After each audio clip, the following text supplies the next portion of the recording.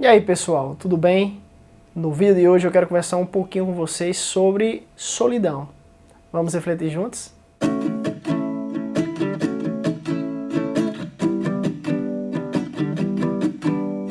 Pessoal, antes de começar nossa reflexão de hoje, eu quero te pedir, por favor, que se inscreva no nosso canal, deixe o seu gostei. Se você não gostar do conteúdo, você pode deixar o seu dislike no final do vídeo. E se gostar muito, você compartilha com o máximo de pessoas que você puder, porque isso vai ajudar que nosso canal tenha um maior alcance dentro da plataforma e que esse vídeo, consequentemente, vai chegar para um montão de gente.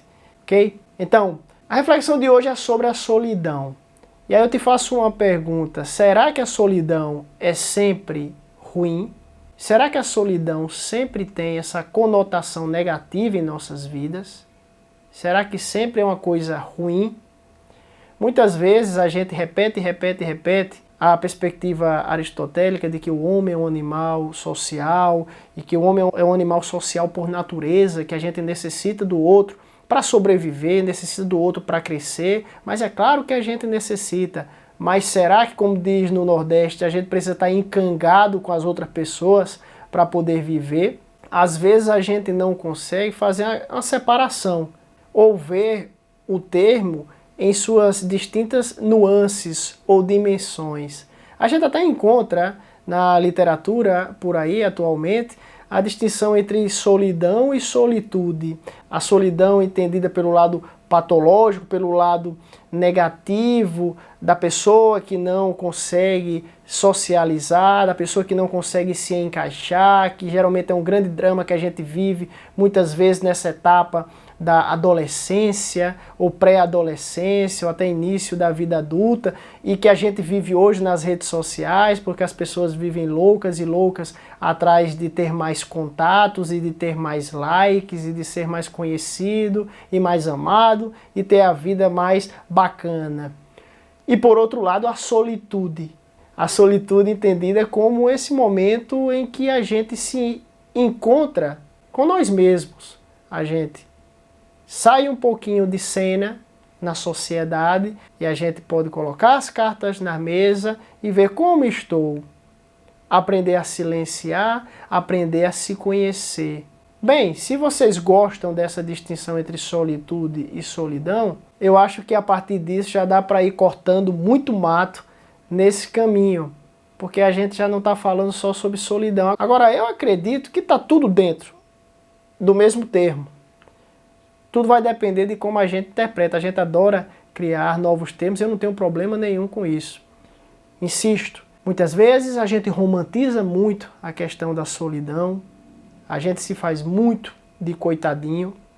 Existem distintas dimensões da solidão, e para exemplificar um tipo de solidão que para mim, na prática, vejo que é a mais brutal, é a solidão dos idosos, muitas vezes abandonados por suas famílias. Aí temos a solidão física e psicológica, porque muitas vezes a gente relaciona solidão só com física, mas às vezes você, por exemplo, está num relacionamento abusivo com uma pessoa que não te entende e não quer te entender, uma pessoa que não te ajuda a crescer em nada, a potencializar todas as suas capacidades, simplesmente é uma pessoa que te abusa manhã, tarde e noite psicologicamente. Ou seja, pior do que estar sozinho, se entende?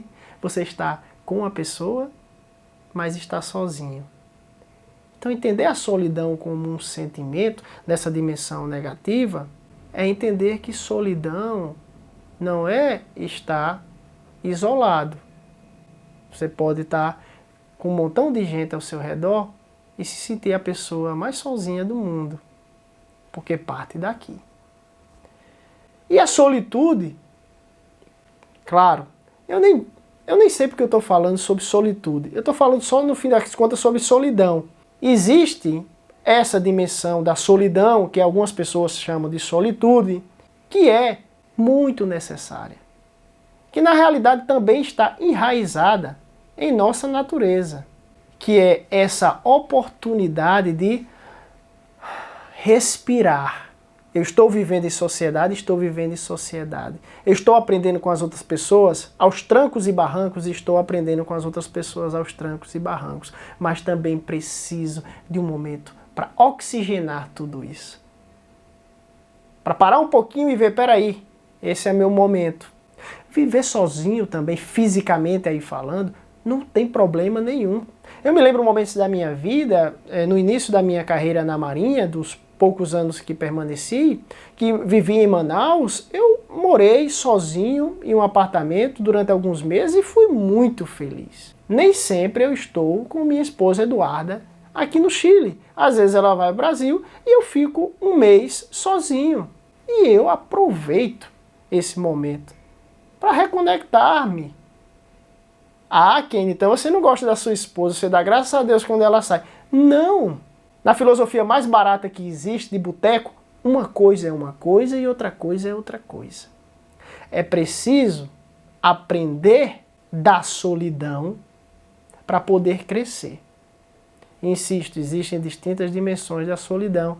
Exemplo que eu falei sobre a questão das pessoas que são abandonadas pela família, filhos que são abandonados pelos pais, pais que são abandonados pelos filhos, principalmente os idosos. Mas eu estou falando aqui nessa dimensão mais de que a gente romantiza bastante, que a gente precisa estar cheio de gente ao redor da gente, a gente precisa ter um montão de like para a gente poder viver, e por isso que a solidão é um desastre. Não é bem assim. Até para filosofar, a gente precisa dessa solidão, desse momento de reconectar, de entender que eu estou aqui nesse corpo e que no fim das contas eu começo só e termino só essa grande jornada. Nascer, crescer, se desenvolver, se reproduzir e depois morrer. O ciclo da vida. Em alguma dimensão eu estou só. E eu tenho que reconhecer-me só. E está tudo bem, não tem problema nenhum. Temos que aprender com o outro e dos outros e também aprender com nós mesmos, em nossos momentos. Agora, não venha por favor me dizer que viver sozinho, estar sozinho é ser autossuficiente.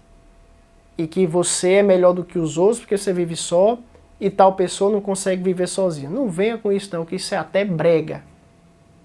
Detestável, deplorável. Aí você poderia até dizer, não, mas Aristóteles, você gosta tanto de Aristóteles, tem até um Aristóteles aqui. Ele vai dizer que uma pessoa que vive sozinha ou é um deus ou é um tolo. Mas não é por aí. Uma pessoa crescer sozinha, aprender sozinha, se desenvolver sozinha é muito difícil, mas a gente pode aprender e também respeitar nossos momentos. Então, em opinião pessoal, poderia dizer para vocês que nós temos que aprender a administrar e aprender a entender as distintas dimensões da solidão. E que tem muita coisa boa na solidão. Não existe somente essa dimensão romantizada, que data de uns 300 anos para cá, de que a solidão é ruim, dessa melancolia, que vai na mesma perspectiva do amor inalcançável.